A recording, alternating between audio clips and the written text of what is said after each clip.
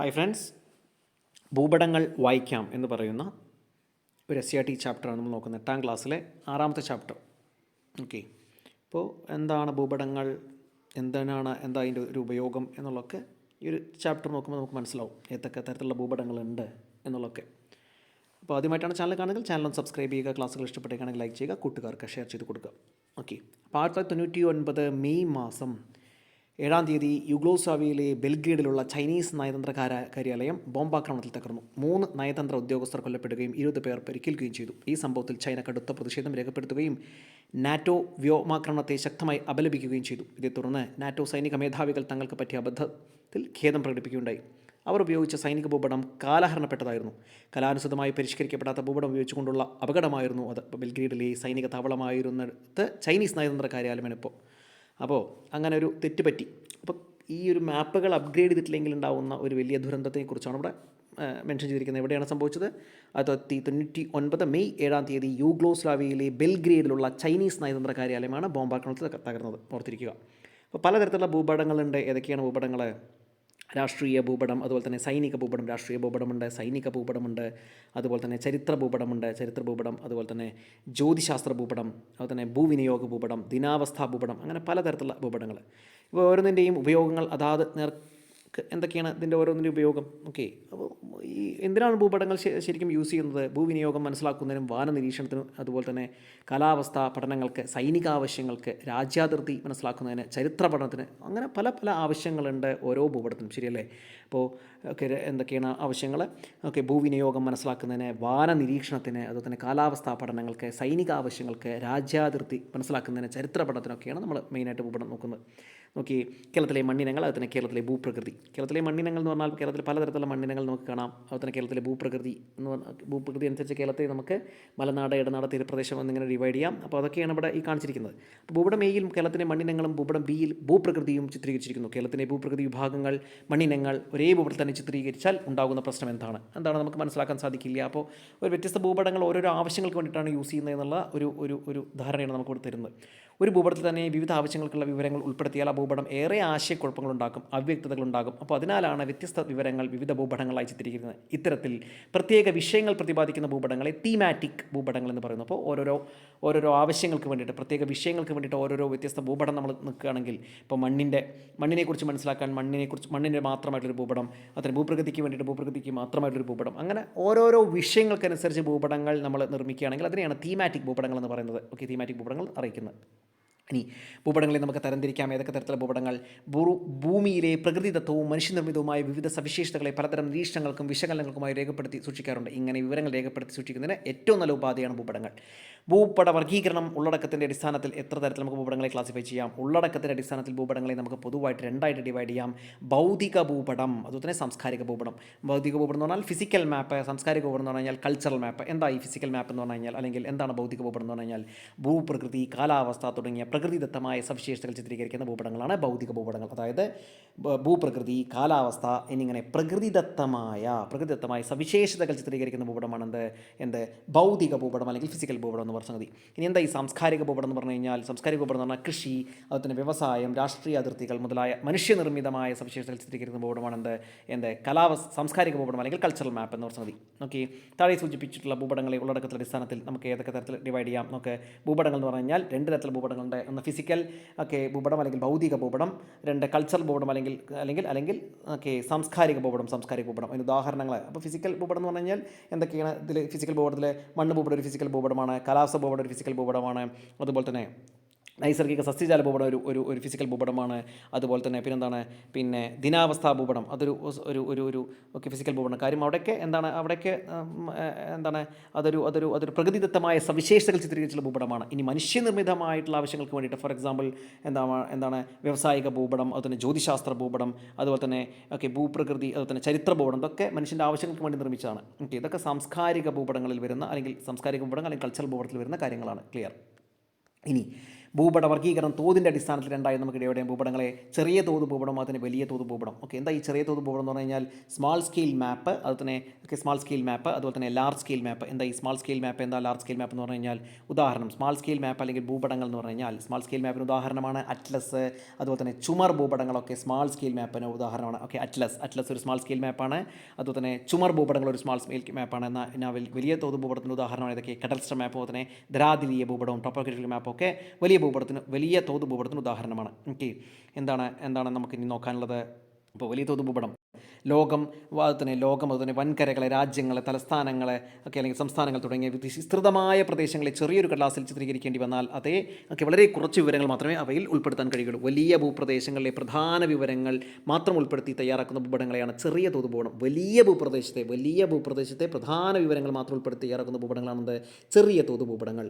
എന്നാൽ താരതമ്യേന ചെറിയ ഭൂപ്രദേശങ്ങളിലെ വില്ലേജോ വാർഡോ ആണ് ഭൂപടത്തിൽ ചിത്രീകരിക്കുന്നതെങ്കിൽ ഒട്ടേറെ വിവരങ്ങൾ അതിൽ ഉൾപ്പെടുത്താൻ കഴിയും. ഇത്തരത്തിലുള്ള ഭൂപടങ്ങളാണ് വലിയ തോത് ഭൂപടം അല്ലെങ്കിൽ അതിനെ പറയുന്നത് വലിയ തോത് ഭൂപടം അല്ലെങ്കിൽ ലാർജ് സ്കെയിൽ മാപ്പ് എന്ന് പറയുന്ന സംഗതി. ഓക്കെ, ഇത്തരത്തിൽ താരതമ്യേന ചെറിയ പ്രദേശങ്ങളെ വിശദമായ വിവരങ്ങൾ ഉൾക്കൊള്ളിച്ചുകൊണ്ട് ചിത്രീകരിക്കുന്ന ഭൂപടങ്ങളാണ് വലിയ തോത് ഭൂപടങ്ങൾ.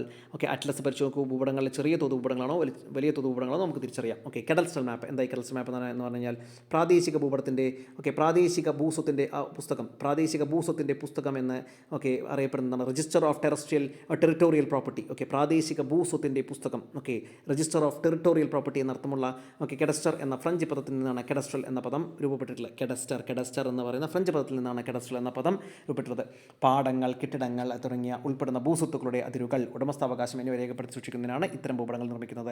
ഭൂനികുതി കണക്കാക്കുന്നതിനും ഉടമസ്ഥാവകാശം സൂചിപ്പിക്കുന്നതിനും ഇവ ഉപയോഗിക്കുന്നു. ഓക്കെ, ഗ്രാമഭൂപടങ്ങൾ, വില്ലേജ് മാപ്പ് ഇതിന് ഉദാഹരണമാണ്. വില്ലേജ് മാപ്പ് എന്ന് പറഞ്ഞാൽ ഇതിന് ഉദാഹരണമാണ്. അപ്പോൾ പ്രാദേശിക ഭൂസ്വത്തിൻ്റെ പുസ്തകം, രജിസ്റ്റർ ഓഫ് ടെറിട്ടോറിയൽ പ്രോപ്പർട്ടി എന്നർത്ഥമുള്ള കെഡസ്റ്റർ എന്ന ഫ്രഞ്ച് പദത്തിൽ നിന്നാണ് കെഡസ്റ്റർ എന്ന് പറയുന്ന പദം രൂപപ്പെട്ടിട്ടുള്ളത്. പാടങ്ങൾ, അതുപോലെ തന്നെ കെട്ടിടങ്ങൾ തുടങ്ങിയ ഉൾപ്പെടുന്ന ഭൂസ്വത്തുക്കളുടെ അതിരുകൾ, ഉടമസ്ഥാവകാശം എന്നിവ രേഖപ്പെടുത്തി സൂക്ഷിക്കുന്നതിനുള്ള ഇത്തരം ഭൂപടങ്ങൾ നിർമ്മിക്കുന്നത്. ഭൂനികുതി കണക്കാക്കുന്നതിനും ഉടമസ്ഥാവകാശം സൂചിപ്പിക്കുന്നതിനും ഇവ ഉപയോഗിക്കുന്നു. ഓക്കെ, ഗ്രാമഭൂപടങ്ങൾ ഇതിന് ഉദാഹരണമാണ്. ഓക്കെ, അപ്പോൾ എന്താണ് ഗ്രാമഭൂപടങ്ങളൊക്കെ ഈ കെഡസ്ട്രൽ മാപ്പ് എന്ന് പറഞ്ഞാൽ ഒരു വലിയ തോത് ഭൂപടത്തിന് ഉദാഹരണമാണ് കെഡസ്ട്രൽ മാപ്പ് എന്ന് പറഞ്ഞ സംഗതി. വലിയ തോത് ഭൂപടം ആണ് കെഡസ്ട്രൽ മാപ്പ് എന്ന് പറഞ്ഞ സംഗതി. ഓക്കെ, ഇനി എന്താ പറയാനുള്ളത്? ഭൂപടങ്ങളിലെ തോത്, ദിശ, അതിലെ നിറങ്ങൾ, ചിഹ്നങ്ങൾ എന്നിവയെക്കുറിച്ച് വ്യക്തമായ ധാരണ ഉണ്ടെങ്കിൽ മാത്രമേ ഭൂപടവായന നമുക്ക് സാധ്യമാകൂ. ഭൂപടങ്ങളുടെ തോത് എന്ന് പറഞ്ഞാൽ എന്താണ്? മാപ്പ് സ്കെയിൽ. ഭൂപടങ്ങളെല്ലാം വ്യക്തമായ തോതിൻ്റെ അടിസ്ഥാനത്തിലാണ് തയ്യാറാക്കിയിട്ടുള്ളത്. തോതിൻ്റെ അടിസ്ഥാനത്തിൽ പ്രസ്താവന രീതി, ഭിന്നകരീതി, രേഖാരീതി. ഓക്കെ, പ്രസ്താവന രീതി, അതുതന്നെ ഭിന്നകരീതി, അതുതന്നെ രേഖാരീതി എന്നിങ്ങനെ 3 രീതികളിൽ ഭൂപടങ്ങളിൽ രേഖപ്പെടുത്തിയിട്ടുണ്ട്. ഇതൊക്കെ പ്രസ്ഥാന രീതി, ഭിന്നകരീതി, അതുതന്നെ രേഖാരീതി. ഓക്കെ, എന്താ ഈ പ്രസ്ഥാന രീതി അല്ലെങ്കിൽ സ്റ്റേറ്റ്മെൻറ്റ് ഓഫ് സ്കെയിൽ എന്ന് പറഞ്ഞാൽ ഭൂപടത്തിൽ നൽകിയിട്ടുള്ള ഏത് രീതിയിലുള്ള തോതാണ് നമുക്ക് അറിയാം. അതാണ് 1 സെൻറ്റിമീറ്റർ = 5 കിലോമീറ്റർ എന്ന് രേഖപ്പെടുത്തിയത്. അതൊരു പ്രസ്താവന രീതിയാണ്. ഓക്കെ, ഇത്തരത്തിൽ തോത് രേഖപ്പെടുത്തുന്ന പ്രസ്താവന രീതി എന്ന് പറയാം. ഭൂപടത്തിലെ 1 സെൻറ്റിമീറ്ററിലും ഭൂമിയിൽ 5 കിലോമീറ്റർ ആണെന്ന് രേഖപ്പെടുത്തുക പെട്ടെന്ന് മനസ്സിലാവും. സാധാരണക്കാർക്ക് പോലും എളുപ്പത്തിൽ മനസ്സിലാക്കുന്നതാണ് പ്രസ്താവന രീതി അല്ലെങ്കിൽ സ്റ്റേറ്റ്മെൻറ്റ് ഓഫ് സ്കെയിൽ എന്ന് പറയുന്നത്. അടുത്തതാണെന്ത് ഭിന്നകരീതി അല്ലെങ്കിൽ റെപ്രസെൻറ്റേറ്റീവ് ഫ്രാക്ഷൻ. വീട്ടിൽ ഫോർ എക്സാമ്പിൾ ഇങ്ങനെ എഴുതുകയാണെങ്കിൽ എങ്ങനെ 1:1. ഓക്കെ, ഉദാഹരണത്തിന് 1 സെൻറ്റിമീറ്റർ എന്നത് 5 കിലോമീറ്റർ കണക്കാക്കുന്നതിന് പകരം ഇങ്ങനെ എഴുതിയാലോ 1:2. ഓക്കെ, ഇങ്ങനെ എഴുതി കഴിഞ്ഞാൽ അതാണ് ഭിന്നകരീതി എന്ന് പറയുന്നു. അടുത്താണെന്ത്? രേഖാരീതി. ഓക്കെ, രേഖാരീതി അല്ലെങ്കിൽ ലീനിയർ സ്കെയിൽ എന്ന് പറഞ്ഞാൽ ഇങ്ങനെ റെപ്രസെൻറ്റ് ചെയ്യുന്നത് ഇങ്ങനെ രേഖീയമായിട്ട് റെപ്രസെൻറ്റ് ചെയ്യുന്നതാണെങ്കിൽ ഇങ്ങനെ രേഖീയമായിട്ട് റെപ്രസെൻറ്റ് ചെയ്യുന്നതിനെ രേഖാരീതി എന്ന് പറയുന്നു. ഓർത്തിരിക്കുക. അപ്പോൾ 3 തരത്തിൽ നമുക്ക് റെപ്രസെൻറ്റ് ചെയ്യാം. ഇങ്ങനെ ഭൂപടങ്ങളുടെ തോത് നമുക്ക് 3 തരത്തിൽ ഏതൊക്കെയാണ്? പ്രസ്താവന രീതി, ഭിന്നകരീതി, രേഖാരീതി. പ്രസ്താവന രീതി, ഭിന്നകരീതി, രേഖാരീതി. ഓക്കെ, ഇനി എന്താണ് ബ്രിട്ടീഷുകാർക്ക് ദൂരം അളക്കാൻ ഉപയോഗിക്കുന്ന യൂണിറ്റുകളാണ് ഇഞ്ച്, ഫർലോങ്, മൈൽ. ഓക്കെ, എന്നിവ ബ്രിട്ടീഷ് സിസ്റ്റം, ഇതിനെ പറയുന്നത് ബ്രിട്ടീഷ് സിസ്റ്റം എന്നറിയപ്പെടുന്നു. സ്വാതന്ത്ര്യം കിട്ടുന്നതുവരെ ഇന്ത്യയിൽ ഈ യൂണിറ്റാണ് ബ്രിട്ടീഷ് സിസ്റ്റമാണ് യൂസ് ചെയ്തിരുന്നത്. ഓക്കെ, അക്കാലത്ത് വിദ്യാഭ്യാസം നേടിയ തലമുറയും ഈ യൂണിറ്റാണ് പഠിച്ചത്. ബ്രിട്ടീഷുകാർ ഇവിടം വിട്ടതോടെ നമുക്ക് രാജ്യത്തെ മെട്രിക് സിസ്റ്റം യൂണിറ്റുകൾ പ്രചാരത്തിലായി. ഇത് പ്രകാരം സെൻറ്റിമീറ്റർ, അതുതന്നെ മീറ്റർ, അതുതന്നെ കിലോമീറ്റർ, സെൻറ്റിമീറ്റർ, മീറ്റർ, കിലോമീറ്റർ. അതാണ് മെട്രിക് സിസ്റ്റം മെട്രിക് സിസ്റ്റം. എന്നാൽ എന്താ പറയുക ബ്രിട്ടീഷ് സിസ്റ്റം എന്ന സംഗതി ഇഞ്ച്, ഫർലോങ്, അതുപോലെ തന്നെ inch, furlong, mile. Okay, inch, അതുപോലെ തന്നെ ഫെർലോങ്, അതുപോലെ തന്നെ മൈൽ എന്ന് പറയുന്നത് എന്താണ്? മെട്രിക് സിസ്റ്റമാണ്. അത് ബ്രിട്ടീഷ് സിസ്റ്റമാണ്. മെട്രിക് സിസ്റ്റം എന്ന സംഗതി മീറ്റർ, സെൻറ്റിമീറ്റർ, കിലോമീറ്റർ. ഓർത്തിരിക്കുക. പ്രസ്താവന രീതി, ഭിന്നകരീതി, രേഖാരീതി. 3 തരത്തിലുള്ള രീതികൾ.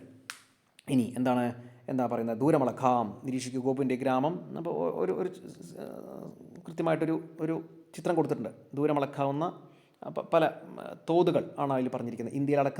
ഇന്ത്യയെ അളക്കുന്ന സർവേയർമാർ പഴയ കാലത്ത് ഓരോ ഭൂപട നിർമ്മാണത്തിനും നിരവധിയായ മനുഷ്യന്മാരുടെ അധ്വാനത്തിൻ്റെയും ത്യാഗത്തിൻ്റെയും കഥകൾ പറയാനുണ്ട്.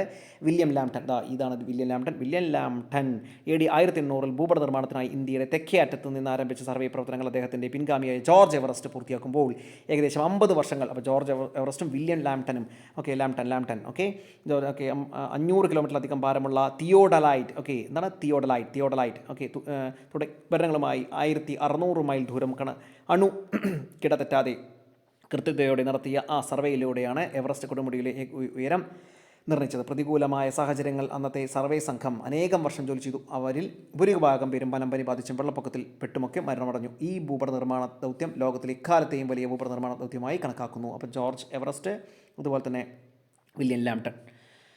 ഇനി എന്താ പറയുന്നത്? ഭൂപടത്തിലെ തോത് 1 സെൻറ്റിമീറ്റർ = 5 കിലോമീറ്റർ ആണെങ്കിൽ ഭൂപടത്തിൽ A മുതൽ B വരെയുള്ള അകലം സെൻറ്റിമീറ്റർ.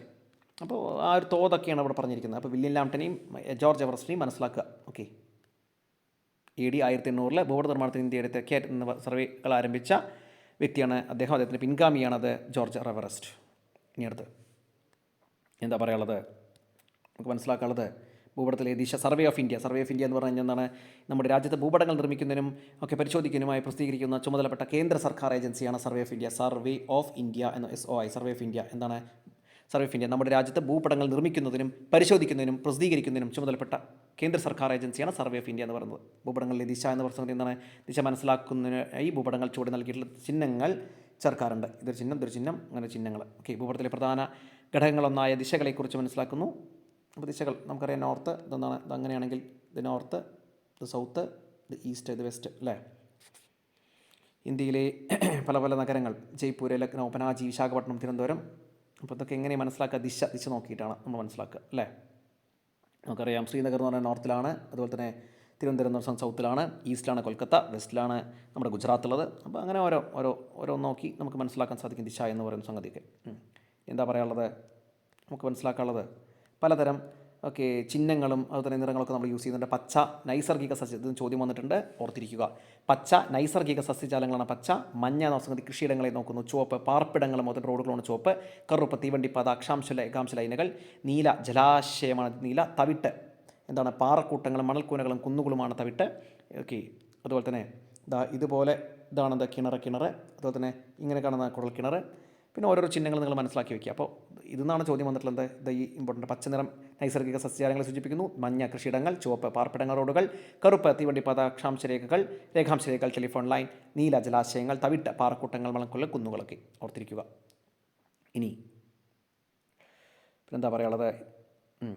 അതുപോലെ തന്നെ തോത്, ദിശ, അംഗീകൃത നിറങ്ങൾ, ചിഹ്നങ്ങൾ എന്നിവ ഉൾപ്പെടുത്തി ആണ് ഒരു മാപ്പ് തയ്യാറാക്കുന്നത്. ഓർത്തിരിക്കുക. അപ്പോൾ ഈ ഒരു ചാപ്റ്റർ സംഗ്രഹിച്ച് കഴിഞ്ഞാൽ എന്താ മനസ്സിലാക്കുക? വ്യത്യസ്ത ആശയങ്ങൾക്കായി വിവിധ തരം ഭൂപടങ്ങൾ നമ്മൾ ഉപയോഗിക്കാറുണ്ട്. ഉപയോഗത്തിൻ്റെ അടിസ്ഥാനത്തിൽ ഭൂപടങ്ങളെ ഭൗതിക ഭൂപടം എന്ന് പറഞ്ഞാൽ അതായത് പ്രകൃതിദത്തമായിട്ടുള്ള കാര്യങ്ങൾ സൂചിപ്പിക്കുന്ന ഭൂപടം ഭൗതിക ഭൂപടം. സാംസ്കാരിക ഭൂപടം എന്ന് പറഞ്ഞാൽ മനുഷ്യനിർമ്മിതമായ ഭൂപടമാണ്. ചെറിയ തോത് ഭൂപടം, വലിയ തോത് ഭൂപടങ്ങളുണ്ട്. ചെറിയ തോത് ഭൂപടത്തിന് ഉദാഹരണമാണ് അറ്റ്ലസ്, ചുമർ ചിത്രങ്ങളുള്ള ഭൂപടം. വലിയ തോത് ഭൂപടത്തിന് ഉദാഹരണമാണ് കടസ്റ്റൽ മാപ്പ്, ധരാതിരിയ ഭൂപടങ്ങളൊക്കെ. പ്രസ്താവന രീതി, ഭിന്നകരീതി, രേഖാരീതി എന്നിങ്ങനെ 3 രീതികൾ ഭൂപടങ്ങൾ തോതുകൾ രേഖപ്പെടുത്താം. ഭൂപടങ്ങളിലെ തോത് ഉപയോഗിച്ച് യഥാർത്ഥ സ്ഥലങ്ങൾ തമ്മിൽ അകലം കണ്ടെത്താനും ദിശാസൂചകങ്ങളെ ഉപയോഗിച്ച് ഭൂപടങ്ങളിൽ യഥാർത്ഥ ദിശകൾ കണ്ടെത്താം. ഭൂപടങ്ങൾ അംഗീകൃത നിറങ്ങളും ചിഹ്നങ്ങളും ഉപയോഗിക്കുന്നുണ്ട്.